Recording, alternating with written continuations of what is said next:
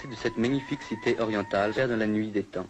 Mais, dès le VIe siècle, elle était déjà considérée comme la première ville du Yémen.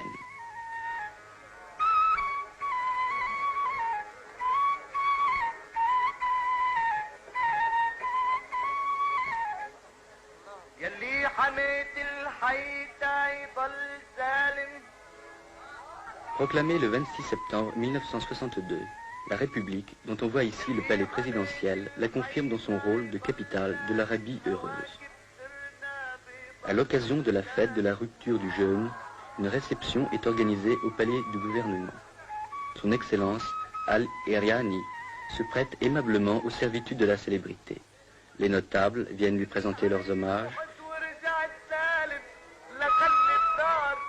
ainsi que le président de la Chambre.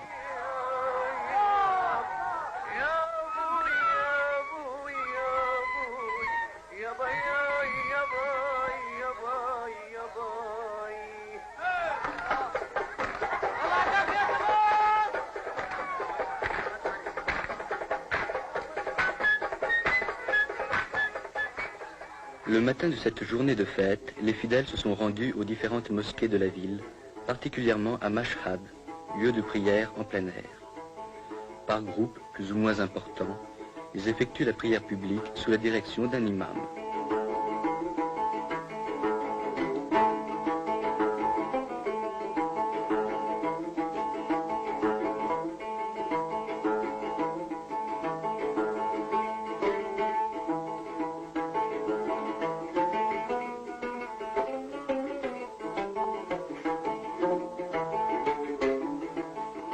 Pour cet ultime voyage, une déambulation dans la partie moderne de la ville est de rigueur.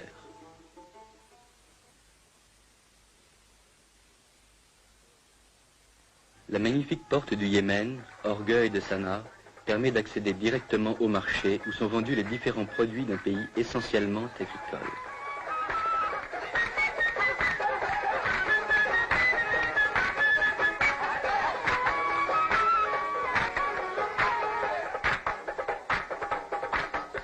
Toujours dissimulée au regard, la femme est parfois drapée de noir. Mais le voile traditionnel aux couleurs vives satisfait davantage la coquetterie féminine.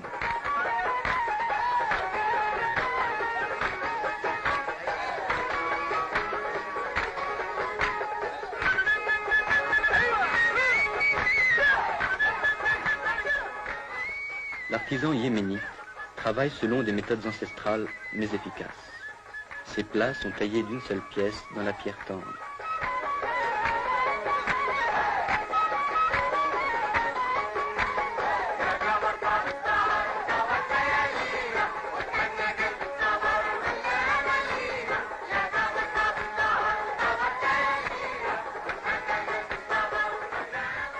Jadis, les peaux yéménites étaient célèbres dans tout l'Orient. Trempée dans différentes cuves, la peau est lavée, nettoyée, tannée et lustrée. Ces différentes opérations sont effectuées en plein air, tant l'odeur qui se dégage des bains est suffocante.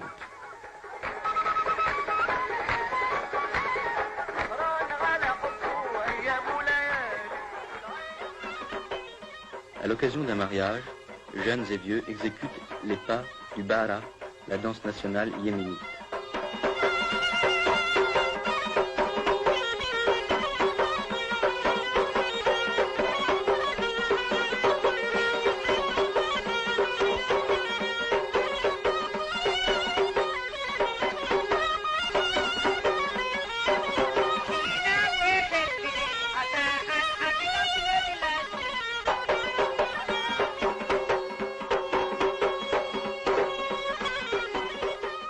Étrange alliance de l'art et du sacré.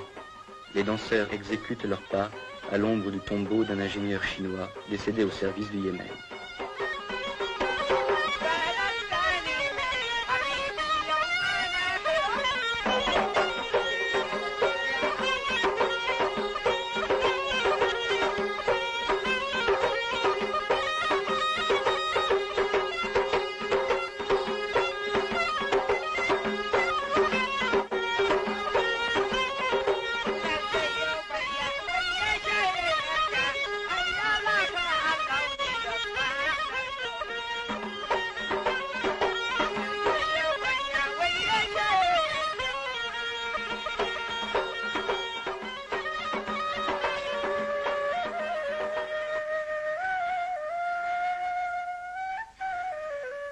quittons Sanaa pour Wadi Dar, célèbre par son château, construit sur un énorme socle rocheux, et nous poursuivons notre route vers Amran.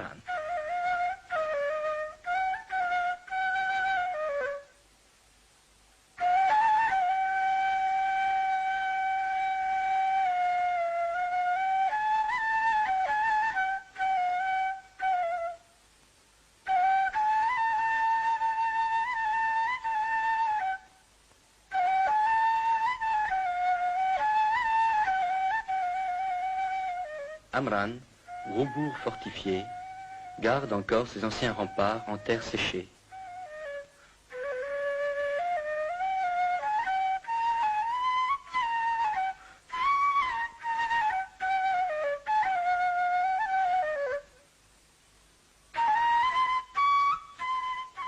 Son petit marché, ses terrasses sans prétention, dénotent la petite ville de province. Fidèles aux traditions, ses habitants organisent en notre honneur un véritable festival de danse folklorique.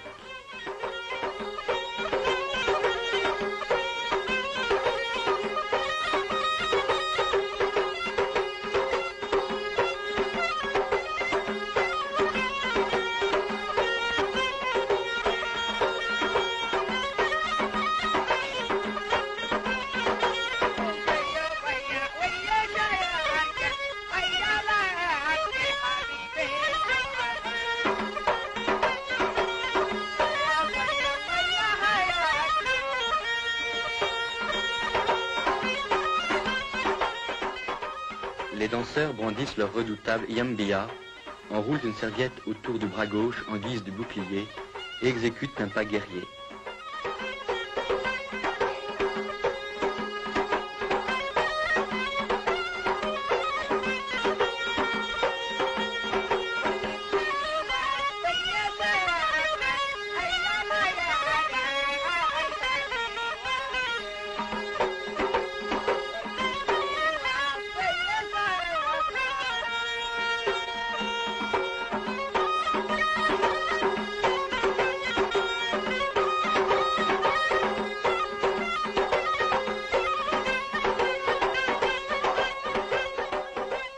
Et voici le moment crucial de la compétition. Il oppose les deux meilleurs danseurs du village.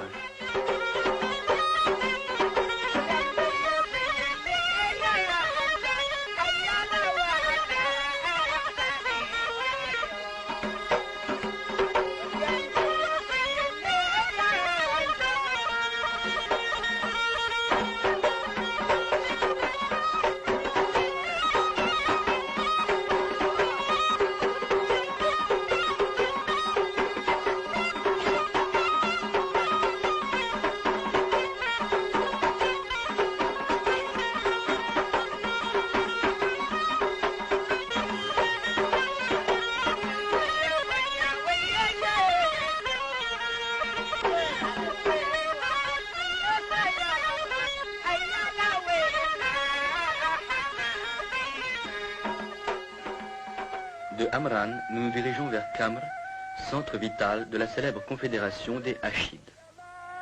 Admirons en passant cet ingénieux système de puisage où l'homme incite la bête au travail par le geste et par le chant.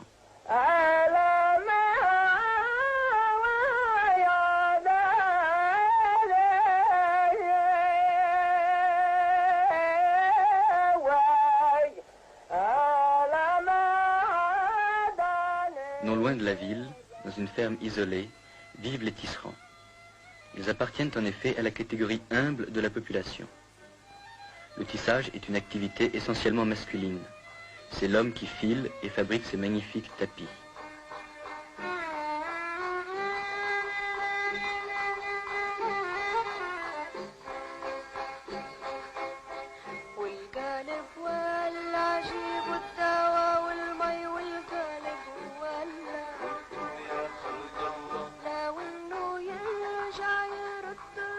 La femme lui prête sporadiquement son concours, car elle est avant tout la gardienne du foyer.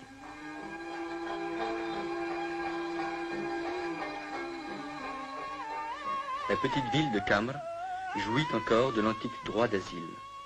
Son marché hebdomadaire, durant lequel on observe une sorte de trêve sacrée, est le plus important de la région du Nord. Les villageois y viennent de loin pour y vendre les produits de leur ferme. Sa population, de 2000 âmes environ, comprend surtout des cultivateurs et des artisans, entre lesquels le mariage est exclu. Les bouchers, comme les barbiers et les musiciens, appartiennent à la même catégorie sociale que les tisserands.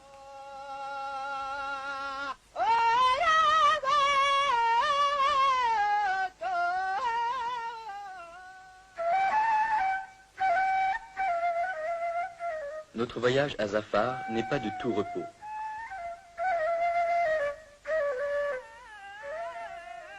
Malheureusement, de l'ancienne capitale des Iméarites, dont les splendeurs furent souvent décrites par les chroniqueurs, il ne reste qu'un monticule rocailleux.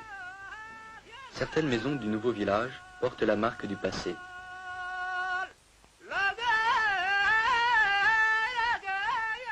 Ces citernes, vieilles de 2000 ans, sont toujours en service.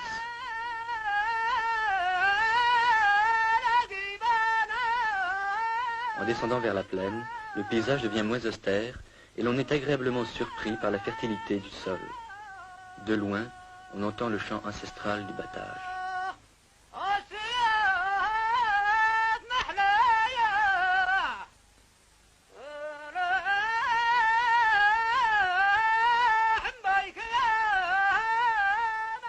Dans cette société paysanne, la femme travaille autant que l'homme, sinon plus que lui. Gardienne du foyer et fermière accomplie, elle aide son mari dans les travaux des champs, s'occupe des animaux domestiques et assure les besoins en eau de la maison. Nous dirigeons nos pas vers Haz, où, comme de coutume, nous sommes accueillis par la musique.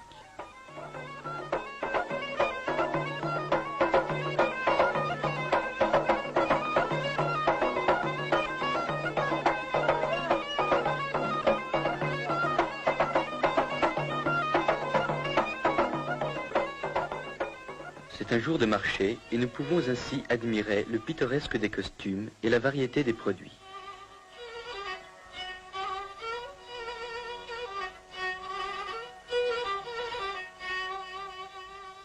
Chaque marché a son daoshan, serviteur du clan et crieur public, appartenant à la catégorie sociale la plus humble de la population.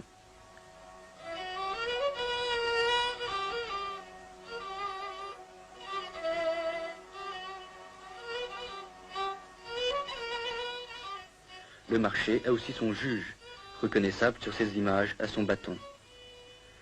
Contrairement à la citadine, la paysanne ne se voile pas. Elle se protège seulement du soleil et de la poussière.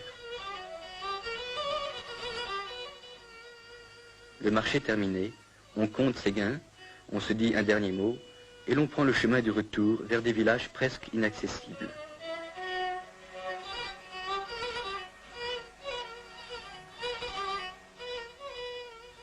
Instinct de défense, car c'est de la plaine qu'on tire ses moyens de subsistance. À la fin de notre visite, nous assistons à un grandiose spectacle de danse.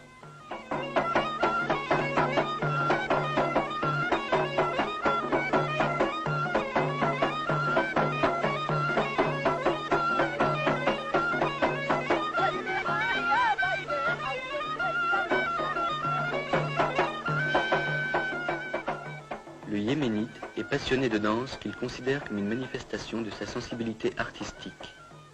Si le rythme et la cadence accusent une certaine monotonie, la chorégraphie est sujette à variation. Les exécutants miment un pas guerrier, alors que l'assistance, comme les combattants du tournoi, s'apprête à entrer en lice. Les danseurs imitent tous les gestes de l'attaque et de la défense. Avancent, reculent, frappent et sautent. Ils miment aussi l'attitude du vaincu qui marche presque sur les genoux pour implorer sa grâce au vainqueur.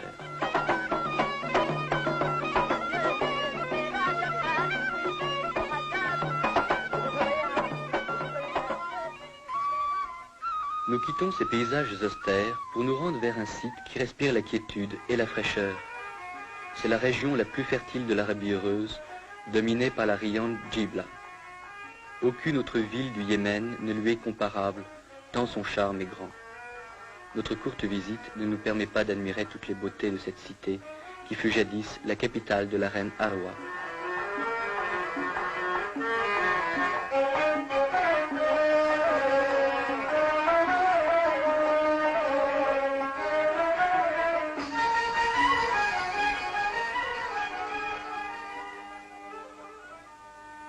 Moins typique que Sanaa, moins fascinante que Djibla, Taïz, la deuxième ville du Yémen, adossée au mont Saber à plus de 1200 mètres d'altitude, l'emporte sur l'une et l'autre par son esprit ouvert au commerce et à l'industrie.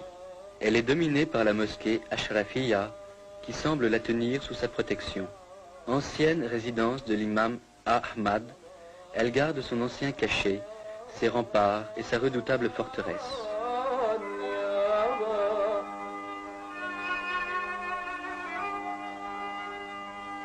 Le palais de Salah vibre encore au souvenir de l'ancien souverain.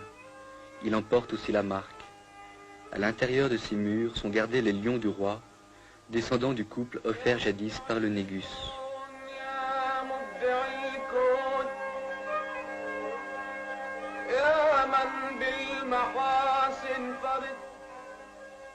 Dès le XIVe siècle, Ibn Battuta parlait de l'influence de l'Inde sur le Yémen. Nous ne le démentirons pas. Taïz regorge de produits de toutes sortes en provenance de ce pays, et l'on éprouve un réel plaisir à flâner dans ses souks.